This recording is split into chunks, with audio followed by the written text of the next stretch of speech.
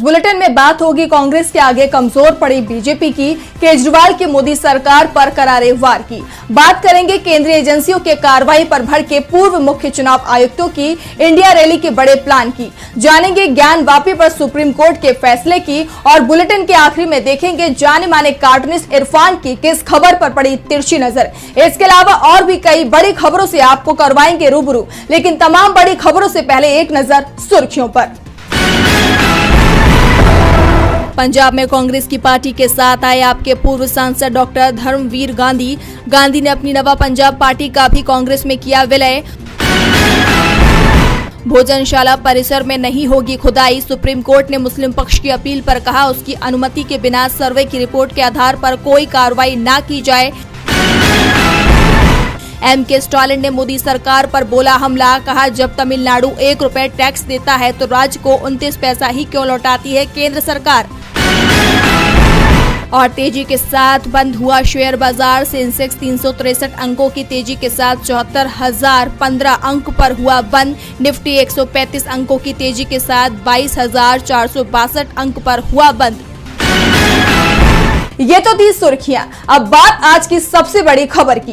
लोकसभा चुनावों के समय विपक्षी नेताओं पर केंद्रीय जांच एजेंसियों की कार्रवाई तेज हो गई है। आईटी की तरफ से कांग्रेस को एक के बाद एक नोटिस भेजे गए, अकाउंट फ्रीज किए गए। इसे लेकर कांग्रेस सुप्रीम कोर्ट पहुंच गया और कांग्रेस के कोर्ट पहुंचते ही पासा पूरी तरह से पलट गया। कांग्रेस को आंख दिखाने वाली केंद्रीय एजेंसियों की बोली एकदम से बदल गई। लोकसभा चुनाव चल रहे हैं और देश के सबसे बड़े विपक्षी दल कांग्रेस के बैंक अकाउंट फ्रीज कर दिए गए हैं।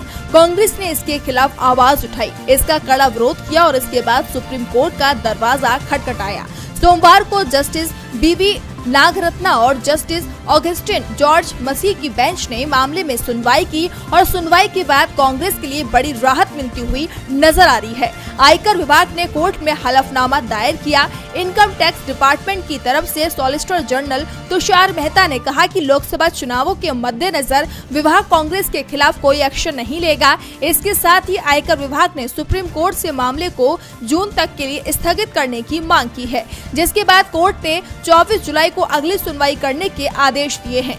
आपको बता दें कि 29 मार्च को आयकर विभाग ने कांग्रेस को पहला नोटिस जारी किया, जिसमें करीब 1823 करोड़ रुपए की डिमांड की गई। ये डिमांड नोटिस 2017 और 18 से 2020 और 21 के लिए है, जिसमें जुर्माने के साथ ब्याज भी शामिल है। इसके बाद पिछले हफ्ते ही कांग्रेस को इनकम टैक्स डिपार्टमेंट ने नया नोटिस दिया था, जिसमें 2014 से 2017 के लिए 1745 करोड़ रुपए के टैक्स की डिमांड की गई।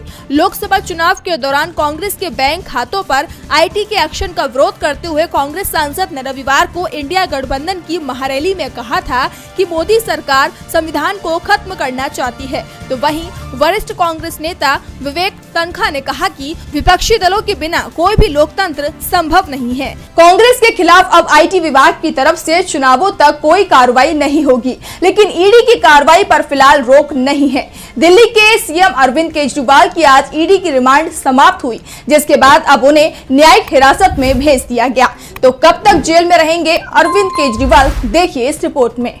दिल्ली के मुख्यमंत्री अरविंद केजरीवाल की गिरफ्तारी ने दिल्ली की सियासत में हड़कंप मचा दिया। 21 मार्च की रात को ईडी ने उन्हें गिरफ्तार किया और 1 अप्रैल तक वो ईडी की रिमांड में थे और सोमवार को रिमांड खत्म होने के बाद ईडी ने केजरीवाल को दिल्ली के राउज एवेन्यू कोर्ट में पेश किया। कोर्ट ले जाते वक्त केजरीवाल ने मीडिया से बात भी की। इस दौरान उन्होंने प्रधानमंत्री नरेंद्र मोदी पर हमला करते हुए कहा कि प्रधानमंत्री जो कर रहे हैं वह देश के लिए अच्छा नहीं है। मामले में सुनवाई के दौरान ईडी ने केजरीवाल की न्यायिक हिरासत की मांग करते हुए कहा था कि केजरीवाल जांच में सहयोग नहीं कर रहे हैं और लगातार गोलमाल जवाब दे रहे हैं। ईडी ने पहली बार राउज एवेन्यू कोर्ट में कहा कि अरविंद केजरीवाल ने पूछताछ के दौरान आतिशी का नाम लिया। ईडी ने जब विजय नायर के बारे में सवाल किया तो केजरीवाल ने कहा कि नायर मुझे नहीं, आतिशी और सौरभ भारद्वाज को रिपोर्ट करता था। एएसजी राजू ने कहा कि केजरीवाल अपने फोन का पासवर्ड नहीं शेयर कर रहे हैं। हम बाद में इनकी ईडी कस्टडी की मांग करेंगे, ये हमारा अधिकार है। इसके बाद कोर्ट ने अपना फैसला सुनाते हुए केजरीवाल को 15 दिन के लिए न्यायिक हिरासत में भेज दिया। कोर्ट के फैसले के बाद तिहाड़ जेल में उन्हें ले जाया गया। बताया जा रहा है कि केजरीवाल को तिहाड़ जेल के नंबर 2 में रखा जाएगा। केजरीवाल के वकील रमेश गुप्ता ने कोर्ट से कहा कि अरविंद केजरीवाल को जेल में 3 किताबें दी जाए, गीता, रामायण और नीरजा चौधरी की book how prime minister decide. इसके लिए मीडिया से बात करते हुए सुनीता केजरीवाल ने भी कोर्ट के फैसले का विरोध किया था। उन्होंने लोकसभा चुनाव के दौरान मुख्यमंत्री की गिरफ्तारी को साजिश बताते हुए देश की जनता इस तानाशाही का जवाब देगी, ये कहा था। कांग्रेस, आप और विपक्ष के दूसरे नेताओं के खिलाफ ईडी, आईटी और सीबीआई की कार्रवाई से सवाल उठने लगे हैं। आखिर सिर्फ विपक्ष के नेताओं पर ही कार्रवाई क्यों हो रही है? और अब इसे लेकर 3 पूर्व मुख्य चुनाव आयुक्तों ने चुनाव आयोग से बड़ी मांग कर दी है। तो क्या कहा है पूर्व सीईसी ने, देखिए रिपोर्ट। लोकसभा चुनावों के दौरान कांग्रेस का खाता फ्रीज कर दिया गया। आयकर विभाग ने कार्रवाई के नाम पर कांग्रेस को 3,500 करोड़ से ज्यादा का नोटिस भेज दिया। कांग्रेस नेताओं को ईडी के समन अलग से आ रहे हैं, तो दूसरे विपक्षी दल भी ईडी, आईटी और सीबीआई जांच का सामना कर रहे हैं। इसी साल सबसे पहले झारखंड के सीएम हेमंत सोरेन को गिरफ्तार किया गया, जिन्हें गिरफ्तारी के साथ अपना इस्तीफा देना पड़ा। फिर बीआरएस की नेता के कविता को गिरफ्तार किया गया। 10 दिन पहले दिल्ली के सीएम अरविंद केजरीवाल को गिरफ्तार किया गया। यानी अब वो चुनाव प्रचार नहीं कर पाएंगे। एक तरफ बीजेपी चुनावों में धुआंधार प्रचार कर रही है, वहीं विपक्षी दल के नेताओं को प्रचार से दूर रखने की कोशिश चल रही है। विपक्ष के नेताओं पर हो रही इस कार्रवाई को पूर्व मुख्य चुनाव आयुक्त SY कुरैशी के साथ 2 और पूर्व सीईसी ने पूरी तरह से गलत बताया है। पूर्व सीईसी ने कहा कि चुनावों के समय जब ईडी नेताओं को पूछताछ के लिए बुलाती है, तो जाहिर है कि वो चुनाव प्रचार में शामिल नहीं हो सकेंगे। प्रचार में बराबरी के मौके प्रभावित होंगे। पूर्व सीईसी ने कहा कि आयोग राष्ट्रीय सुरक्षा के मामलों में आड़े नहीं आ सकता, लेकिन अगर ऐसा कोई मामला नहीं है तो क्या आईटी विभाग और ईडी 2 महीने तक इंतजार नहीं कर सकते? इस तरह की कार्रवाइयों को स्वतंत्र और निष्पक्ष चुनावों में हस्तक्षेप के रूप में देखा जा सकता है और चुनाव आयोग को कम से कम एजेंसियों से मिलकर ये पता लगाना चाहिए कि इस तरह की कार्रवाइयों को चुनाव के समय क्यों नहीं रोका जा सकता। ये चुनाव में समान अवसर को प्रभावित कर रहा है। इससे पहले चुनावों के दौरान कभी इस तरह की स्थितियां नहीं बनी। मोदी राज में ईडी ने राजनीतिक दलों से जुड़े 121 लोगों पर कार्रवाई की, जिसमें 115 विपक्षी दल के नेता थे, यानी 95%। इसके उलट मनमोहन सिंह के कार्यकाल में 10 साल में 26 नेताओं पर ईडी की कार्रवाई हुई, जिसमें 14 विपक्ष के नेता थे, यानी आधे।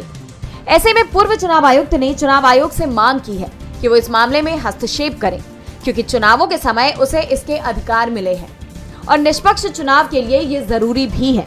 चुनाव में सभी को बराबरी का मौका मिलना चाहिए। फिलहाल ऐसा दिखाई नहीं दे रहा है।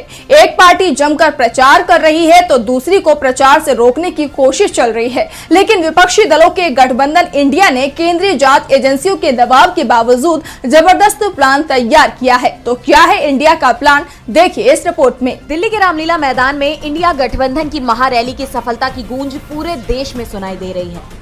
पश्चिम बंगाल में भले ही टीएमसी ने अकेले चुनाव लड़ने का ऐलान किया हो, लेकिन इंडिया की रैली में वो भी पहुंची, जिससे साफ हो गया है कि मोदी सरकार के खिलाफ इस बार विपक्ष पूरी तरह से एकजुट है।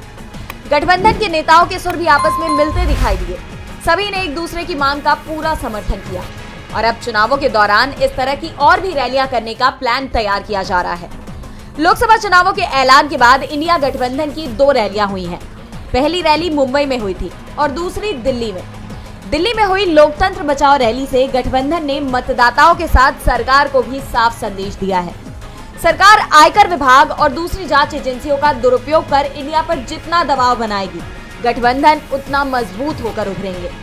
इंडिया ने साफ कर दिया है कि मोदी सरकार के खिलाफ लड़ाई में सभी एक साथ हैं। दावा किया जा रहा है कि अप्रैल और मई में इंडिया गठबंधन अब इस तरह की 1 दर्जन रैलियां करने का प्लान कर रहा है। देश के सभी बड़े राज्यों में एक रैली करने की तैयारी है और इसकी शुरुआत पहले चरण से ही हो जाएगी। इंडिया गठबंधन की रैलियों के असर के चलते बीजेपी बैकफुट पर दिखाई दे रही है। देश भर में अब इंडिया गठबंधन की और भी रैलियां होंगी। इंडिया की रैलियों से जहां बीजेपी परेशानी में दिखाई दे रही है, तो वहीं दूसरी तरफ उसके उम्मीदवार भी परेशानी में दिखाई दे रहे हैं। झारखंड में बीजेपी उम्मीदवार के खिलाफ चुनावों के बीच FIR दर्ज की गई। मामला भ्रष्टाचार का है। ऐसे में सवाल उठ रहे हैं कि क्या ईडी भी कार्रवाई करेगी। झारखंड के गोड्डा से बीजेपी सांसद निशिकांत दुबे को लेकर बीजेपी मुश्किल में फंस गई है। निशिकांत दुबे के खिलाफ झारखंड के देवघर में धोखाधड़ी के जरिए एक निजी मेडिकल कॉलेज और अस्पताल हड़पने के आरोप में FIR दर्ज की गई है, जिसके बाद मामले में सियासत गर्मा गई है। निशिकांत दुबे गोड्डा सीट से इस बार भी लोकसभा चुनाव के लिए बीजेपी के उम्मीदवार चुने गए हैं, लेकिन मामले में बढ़ते विवाद को देखकर निशिकांत दुबे ने कहा कि अगर आरोप सही साबित हुए तो वह राजनीति छोड़ देंगे। दरअसल शिवदत्त शर्मा नामक व्यक्ति ने बीजेपी सांसद और उनकी पत्नी के खिलाफ एफआईआर दर्ज कराई है। उनका आरोप है कि दुबे और उनकी पत्नी ने बाबा वैद्यनाथ मेडिकल ट्रस्ट के माध्यम से उनका अस्पताल हड़प लिया है। शिवदत्त शर्मा ने एफआईआर में कहा कि निशिकांत दुबे ने मेडिकल कॉलेज और अस्पताल के लिए 93 करोड़ रुपए का लोन लिया था, लेकिन मेडिकल काउंसिल ऑफ इंडिया ने संस्थान को मान्यता नहीं दी, जिसके कारण उनकी लोन राशि को बैंक ने एनपीए घोषित कर दिया है। और मामले में बढ़ते विवाद को देखते हुए बीजेपी सांसद ने आरोप साबित होने पर राजनीति छोड़ने का ऐलान कर दिया है। देश में एक तरफ लोकसभा चुनाव को लेकर सरगर्मियां तेज हैं, तो दूसरी तरफ बीजेपी उम्मीदवारों को लेकर एक के बाद एक नए विवाद सामने आ रहे हैं, जिसके बाद बीजेपी मुश्किल में दिखाई दे रही है। पूरा का पूरा कॉलेज हड़पने का आरोप बीजेपी सांसद निशिकांत पर लगा है और इससे वो मुश्किलों में दिखाई दे रही है। देखते हैं जांच के बाद क्या फैसला होता है। तो दूसरी तरफ सुप्रीम कोर्ट ने भी आज बड़ा फैसला सुनाया है। ज्ञानवापी मस्जिद को लेकर कोर्ट में सुनवाई हुई थी, तो क्या फैसला दिया है कोर्ट ने, देखिए इस रिपोर्ट में। ज्ञानवापी मस्जिद के मामले में सुप्रीम कोर्ट ने यथास्थिति बनाए रखने के आदेश दिए हैं। सीजेआई डीवाई चंद्रचूड़ ने कहा कि ज्ञानवापी में नमाज और पूजा किसी पर रोक नहीं होगी। वहीं सुप्रीम कोर्ट ने ज्ञानवापी मस्जिद के तहखाने में हिंदुओं को पूजा पाठ की अनुमति देने के खिलाफ मस्जिद प्रबंधन की याचिका पर काशी विश्वनाथ मंदिर के ट्रस्टियों को नोटिस जारी किया है। कोर्ट ने काशी विश्वनाथ मंदिर के ट्रस्टियों और अन्य से 30 अप्रैल तक जवाब मांगा है।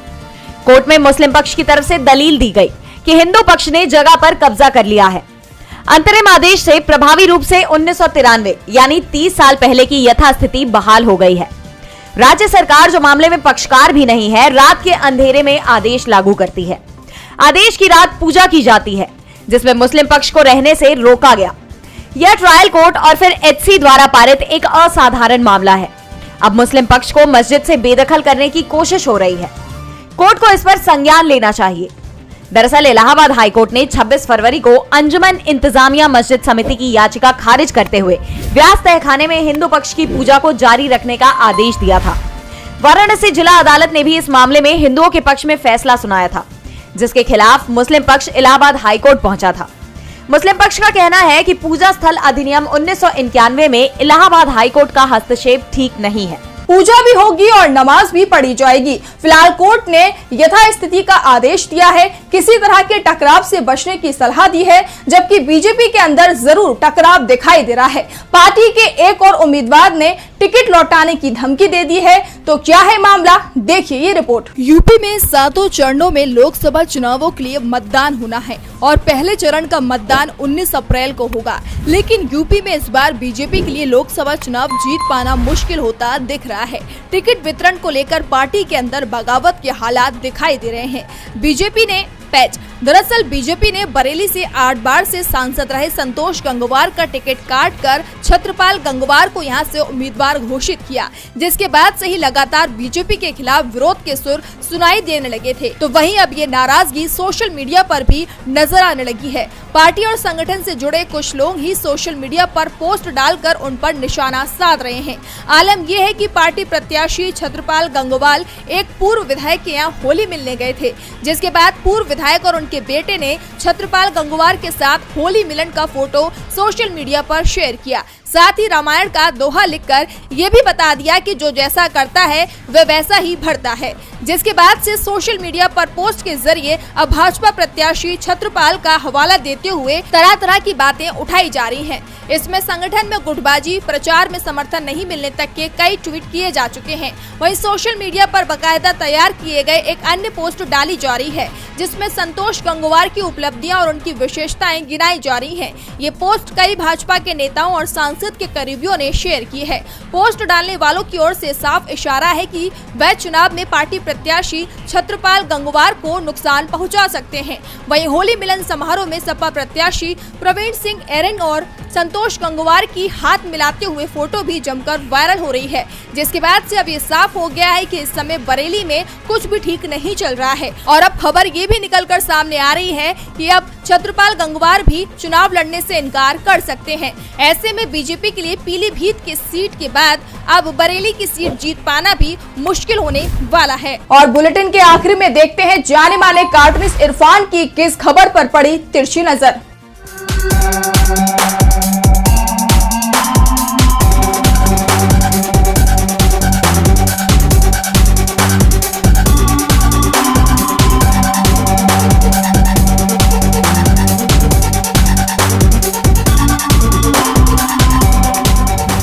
दिल्ली के मुख्यमंत्री अरविंद केजरीवाल आज तिहाड़ जेल भेज दिए गए हैं। हालांकि आज उनकी रिहाई की काफ़ी उम्मीदें की जा रही थीं।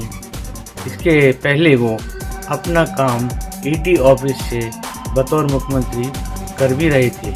अब देखना यह है कि दिल्ली के मुख्यमंत्री अरविंद केजरीवाल का दफ्तर अपने उनके सचिवालय में कब वापस लौटे।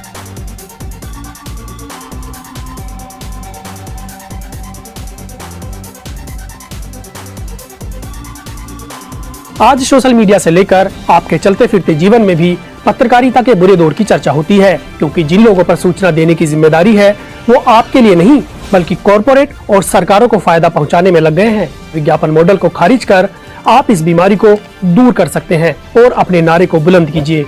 मेरे खर्च पर आजाद है खबरें।